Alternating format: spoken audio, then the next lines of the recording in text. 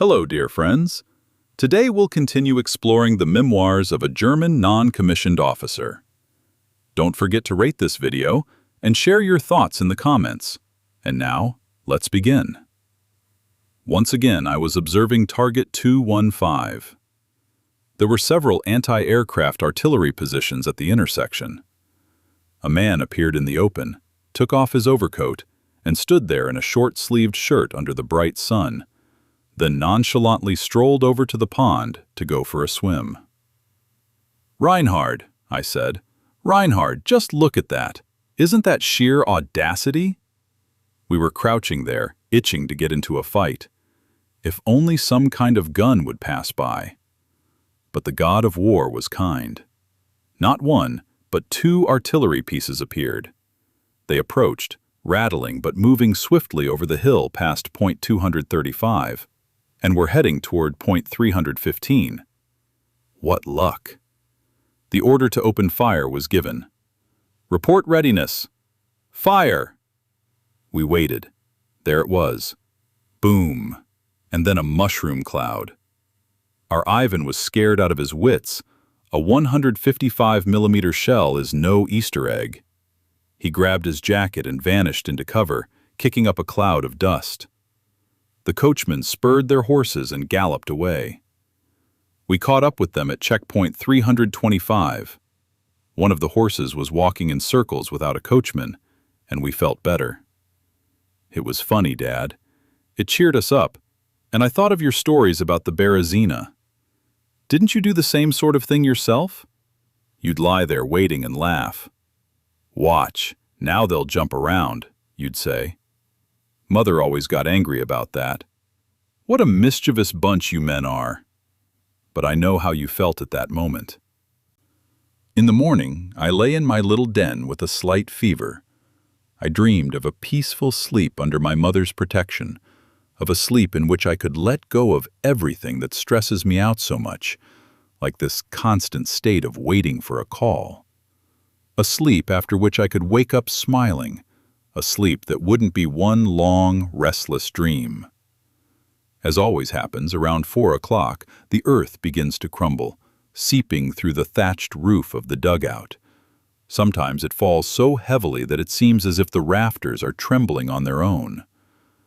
At times, I wondered whether I should roll over and lie with my head toward the exit, where there was probably more room, just in case. But, racked by fever, I simply didn't care about any of it. I just curled up even tighter. By 8 o'clock, there had been 10 hits around our small group of dugouts. The beams and the layer of earth above my entrance were cracked. The motorcycle that had been parked there was now useless, and a piece of it had pierced a box of provisions, covering the contents with sawdust. Throughout the afternoon, both sides stepped up their air operations. From all directions, huge hawks rushed toward the center of the battle, while fighter planes circled around them. For half an hour, we watched attacks and pursuits taking place on 3 different levels. A formation of dive bombers was diving very close to a squadron of Russian fighters. They bravely plunged downward, one plane after another. High overhead, anti-aircraft shells whizzed by in search of their targets, while below them, fighters relentlessly pursued the bombers engulfed in flames. It seemed as though the combined efforts of the armies and air forces were gradually focusing on this small, muddy patch of land. This continued late into the night. To the north, the cloud banks were ablaze, as usual. Ahead of us, the battlefield was ringed by flashes bursting from gun barrels, and the ground rumbled with explosions. Hovering over it all was the sky, studded with cold, twinkling stars. At times, one might believe that life in this zone would come to an end, and yet it continues in 1,000 human beings, trembling, on guard, hoping to stay alive. Yesterday at 4 o'clock, the enemy opened up with heavy fire once again, but our dive bombers didn't keep us waiting long and attacked them. We attacked with some success in our sector, despite stubborn resistance. The battery was in action all night. This morning, the jet fighters joined us. Hosman was walking along with his coffee cup when it started. He stopped dead in his tracks. "Jesus," he said, "the lion's cage has been opened." It really is a devilish, terrifying roar when the rockets shoot upward. Flanders returned from leave yesterday. He said, and he said this to everyone going on leave, 19 months is a long time, though I know some people have to wait even longer. I felt very timid walking through the city, no exaggeration. You get out of the habit of it. There are big stone buildings, wide streets, gardens, and parks. It all feels so unreal, as if you no longer belong to this world. Then you make your way home, assuming it's still there. The couch where you can stretch out with a book, the desk lamp, the radio, and no gunfire, none at all. Night. I'm lying in my shelter with a fever, writing between coughing fits. Outside, movement, footsteps, a call. "Hey, still here?" Edu appears. He's back from the front lines, caked in dried mud, his face overgrown with a stiff, bristly beard. He stretches out across my legs and says, "Buddy, what we've been through. The dugouts destroyed by a single .70 caliber shell. We were almost buried, but everyone's okay.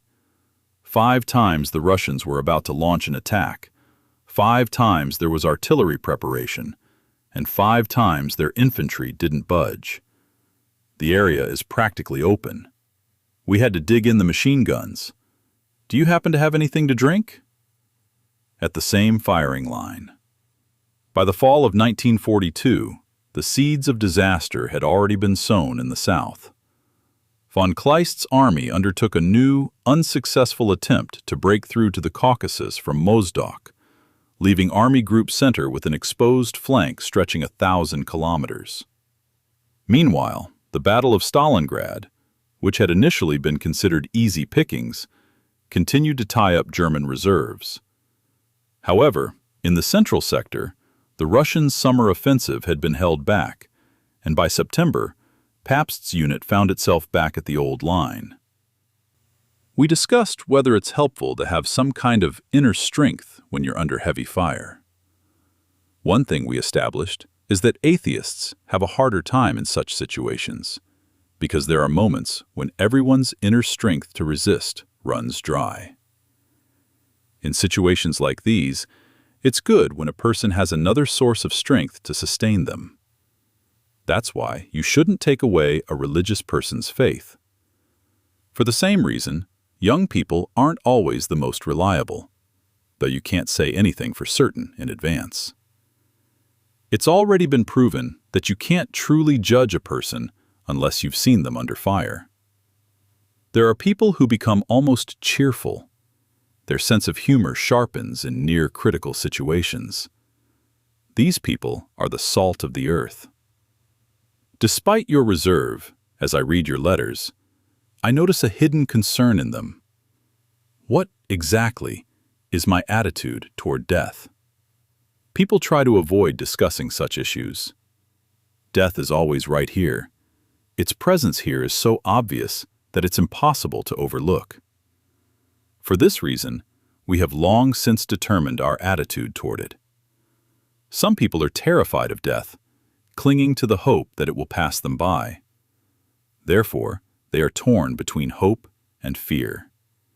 They turn pale in the face of danger. Most people simply do not think about it. They push it out of their minds.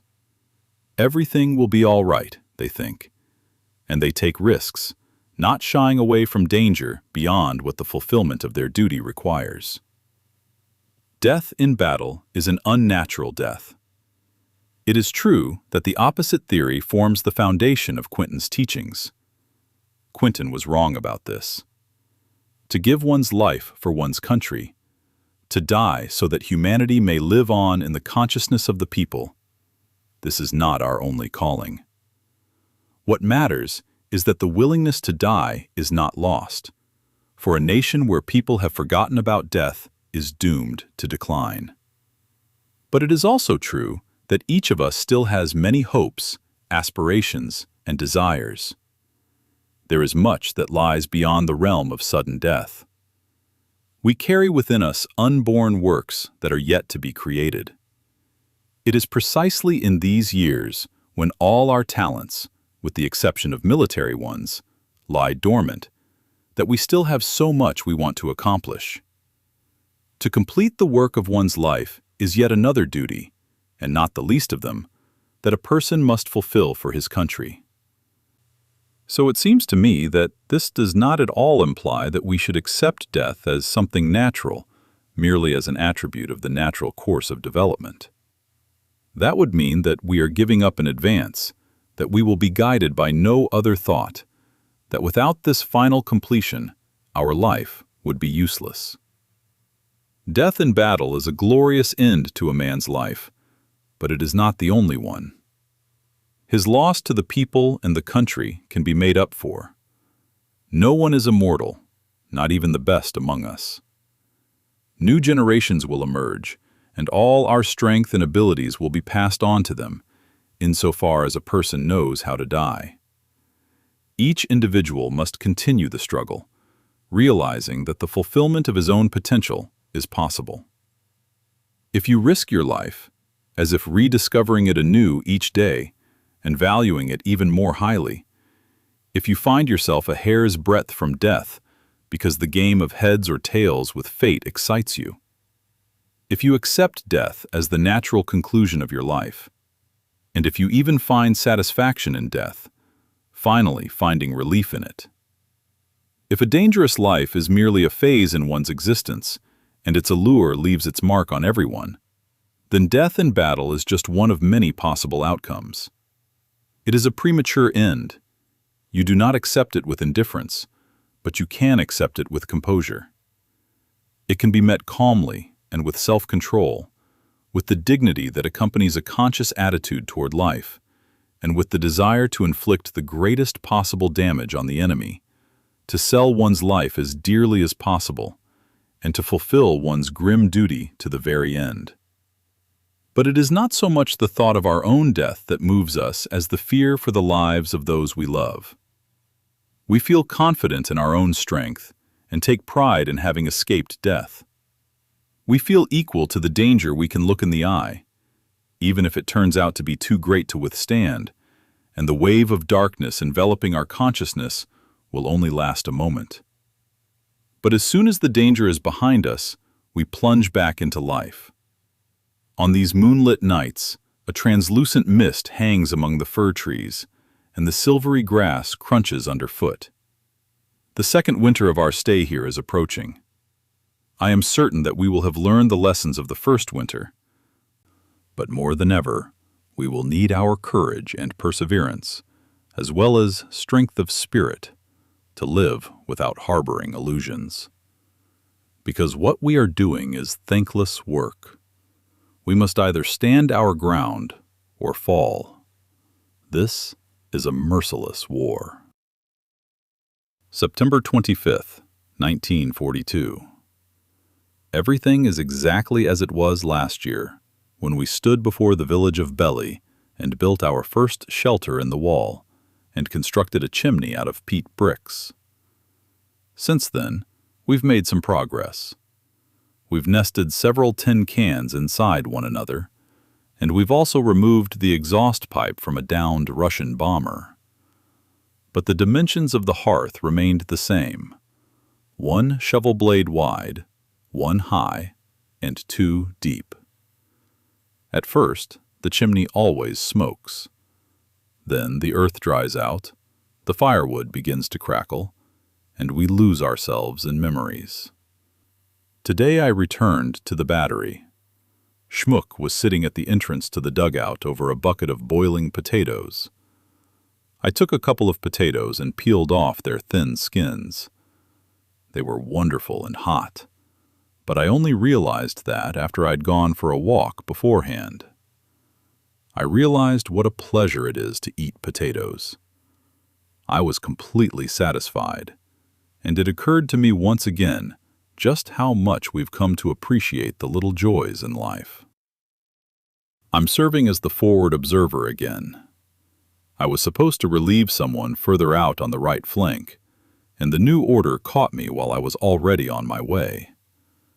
We didn't get very far that night with all our gear and equipment, and it wasn't exactly easy to walk with a load on my back and another on my chest, in rubber boots, like divers' flippers, through the mud and puddles across this sparse underbrush, where you constantly have to make sure you don't lose your bearings. But every road ends somewhere. A Bavarian unit is holding the position. The firing line stretches across the open terrain. It's a narrow and fairly dry line on the hills, but in the lowlands it's filled with water, so we have to wade through the muddy water. Machine gun firing positions have been pushed forward like small bastions. They keep the terrain ahead, dotted with hollows and thickets, under fire. There are wrecked tanks everywhere. It feels as if our position were a kind of breakwater, taming the wave like a giant armada washed ashore. Here, on the hill, the position is well equipped. There are drainage ditches, the mud is held back, and the water becomes clean enough to wash our faces and clean our mess kits. Short trenches lead to latrines and garbage pits. A communication trench connects us to the rear. The only drawback is that, due to the high water level, the dugouts aren't very deep. You have to walk crouched down, taking cover behind the edge of the trench if you want to protect yourself from a bullet. There are 2 people in one trench, and one can only crawl over the other. It's impossible to sit up straight. There isn't a single meter of free space, not above, not below, not even on the sides. Every movement becomes a whole procedure. The floor is lined with straw. That's all we have, aside from a narrow shelf where we store our rations and a niche for the phone. I moved my tablet and binoculars behind my back. Everything else is in front. It's cold.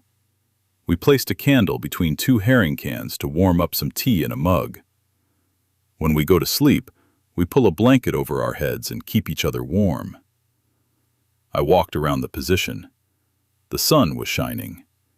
In a secluded corner, the first machine gun crew was busy picking lice and scraping dirt off their greatcoats with a knife. From time to time, a mortar fired. One of the soldiers was hit by a shell. A dark pool of blood began to form, and he lay there moaning. His comrades held his head, carefully bringing a mug to his lips. One of them spoke to the wounded man the way a mother speaks to her child. "Drink up. It'll make you feel better. Don't worry. They'll be here for you soon. They'll be here right away, Alfred, in a flash." At dusk, I stood in the trench, checking the radio connection. Something wasn't right. I tweaked the tuning a bit and suddenly picked up a German radio station on the shortwave.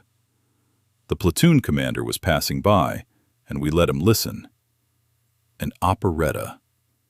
How strange it was to hear it. As soon as it got dark, we began building a new dugout. The moon rose slowly.